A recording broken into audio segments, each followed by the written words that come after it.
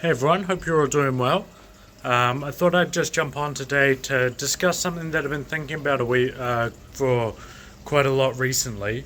And as you can see by the thumbnail of this video and that, there is a red-tailed shark is the thumbnail, but I'm gonna try use the red-tailed shark as kind of example of what I'm wanting to talk about. So before we get started, though, what we'll do is just like the normal procedure is I'll walk around and just show you guys fish and that, and kind of just talk over that, the footage, just to give you guys something a bit more interesting to look at.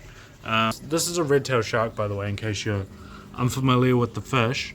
And so just a bit of background on them is they are very cool looking, obviously, but they get pretty big and pretty boisterous, so they're probably not the best fish to go with like a little tank or with little, tetras or something like that.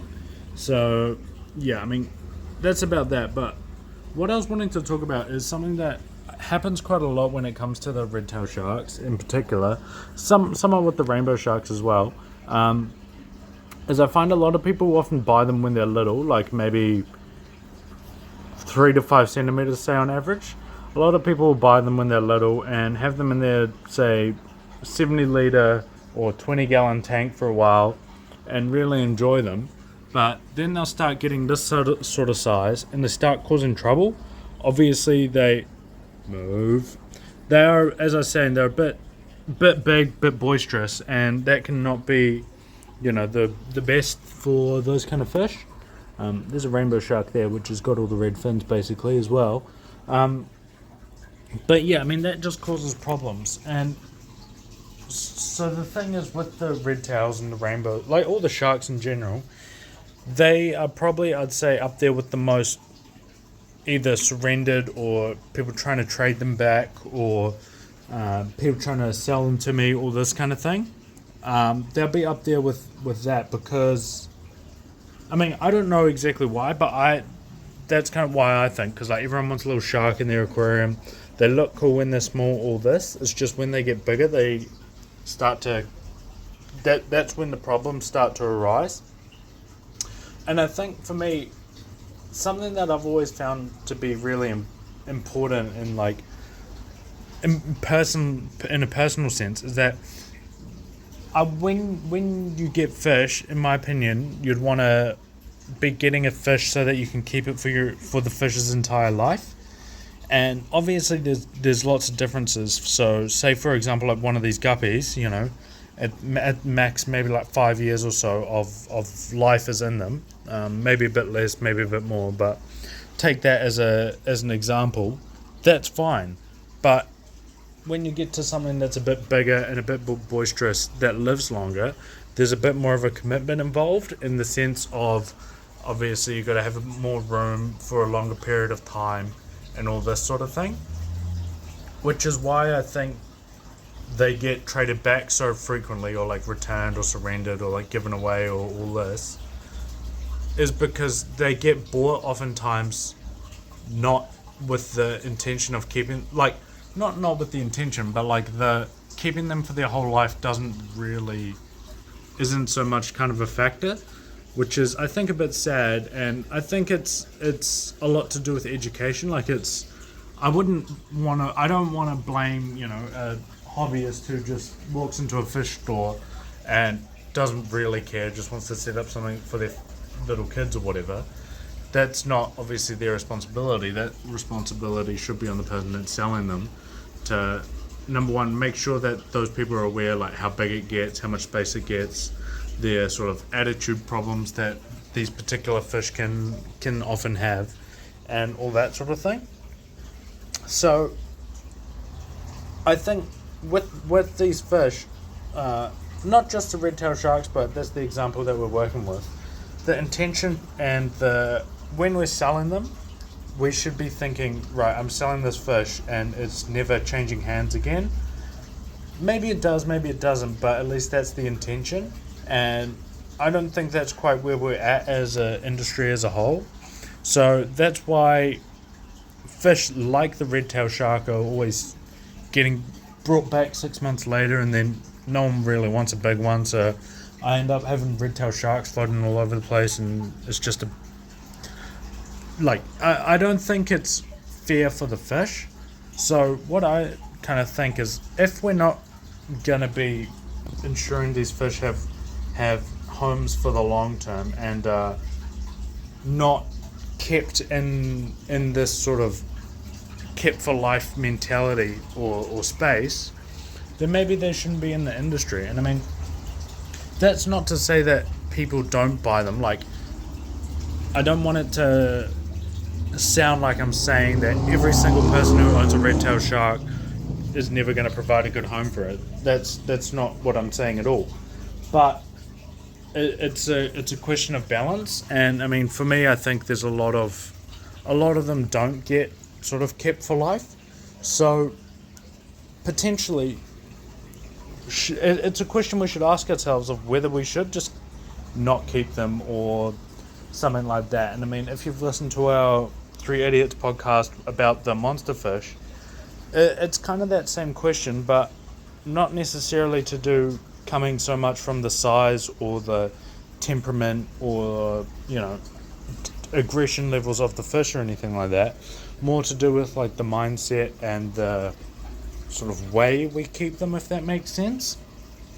And I mean, it's something that I've talked to quite a few different people about. This video is something I've maybe done a little bit more preparation than some of the others for, and I've talked to a few people, and everyone sort of seems to agree that buying a fish just to keep it for 6 months and then just like passing the problem along to the next person is not the best method, I guess, or way of dealing with these things. But it's not an easy one to answer. No one really seems to have an answer, which of course can be challenging. So what I would suggest, or my sort of thoughts about it, is that we shouldn't be selling nowhere near as many red-tailed sharks. Sorry, that's going to be an awkward cut, just had a customer. But basically what I was saying is that maybe as an industry we shouldn't be selling as many red-tailed sharks. So say, for example, that there is every year 100 red-tailed sharks sold within New Zealand. I'm well aware that it's far more than that, but just for the sake of this video's easiness, we'll say that there's 100 red-tailed sharks sold within New Zealand each calendar year. But say only 10 of those or 20 of those end up going to a place where it's a big tank, suitable tank mates, and there's every intention that that fish is going to stay at that new house or that new tank for the whole rest of its life.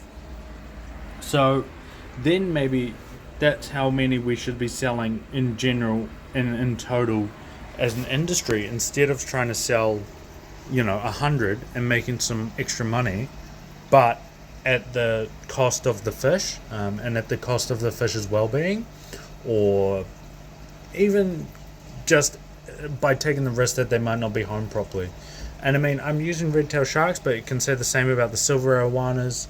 I could say the same about what are they called? The filament barbs. I could say the same about tinfoil barbs. The overall idea does remain that there is a lot of fish that are pretty consistently not going to suitable long-term homes with, big enough tanks, and like tanks where they can survive and like thrive and all this sort of thing.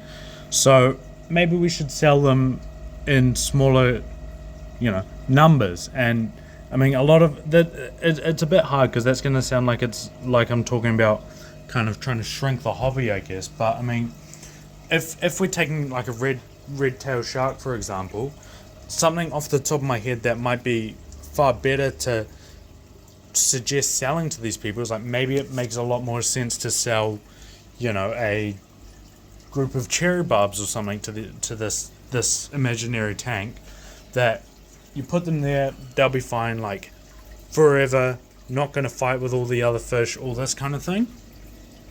So I guess it involves a little bit more creativity and maybe a little bit more effort on the part of the retailer, but it's something that I think is very worth it. And I mean, I'm not trying to say that you can only have fish that if you are going to keep them forever, but I think there does need to be that kind of balance, which I don't think is really met at the moment. At least it doesn't seem to be met with all types of fish, or there's fish where there seems to be holes, like the red-tailed sharks, for example. So maybe they should. And I mean, it's sort of low-hanging fruit for to say these things about like the real extremes, like your paku or your arowanas or that. But I think it applies to a lot more things than perhaps you'd think by first looking at it. And I think it's something that both as a hobby and as an industry should even just spend a little bit of time thinking about. And maybe, like, for all I know, there'll be a big discussion, a big discourse, and it will all end up, that's where we're at. And I mean, that's fine. I mean, I'm not God, but all I'm saying is that I think it's probably worth at least thinking about it and seeing where we kind of land on it as a community. So yeah, I mean, that's kind of basically what I had to say, and I'll be very interested to hear your guys' different perspectives or thoughts or anything like that on this topic. So please feel free to drop them down below, and I will get back to you with any replies and that's needed. So yeah, but thank you guys very much for watching. I really appreciate it. Make sure you like and subscribe, smash that bell icon, and I'll catch you in the next one. See ya.